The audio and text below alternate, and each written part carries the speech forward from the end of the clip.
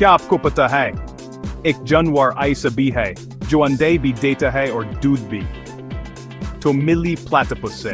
Platypus कुदरत के सबसे अनोखे जानवरों में से एक है। ये ऑस्ट्रेलिया के दरियाओं में रहता है और इस छोटे से कमाल के जानवर की चोंच बिल्कुल बतख जैसी, डम बीवर जैसी और पाउन ऑटर की तरह होते हैं।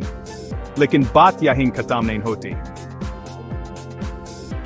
प्लेटिपस उन चंद दूध पिलाने वाले जानवरों में से है जो अंडे देते हैं।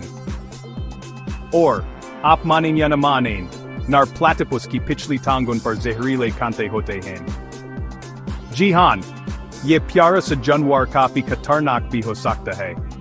मीठे पानी की नदियों और दरियाओं में रहते हुए प्लेटिपस महफूज और खुश्क रहने के लिए जमीन में अपने घर बनाते हैं। अपनी खास किस्म की चोंच से ये अपने शिकार से निकलते हुए बिजली के इशारों को महसूस करके खाना ढूंढते हैं। है न ये कमाल की ताकत? और भले ही ये देखने में थोड़ा अजीब लगे, लेकिन प्लेटिपस की हर चीज उसके माहौल के लिए बिल्कुल परफेक्ट है।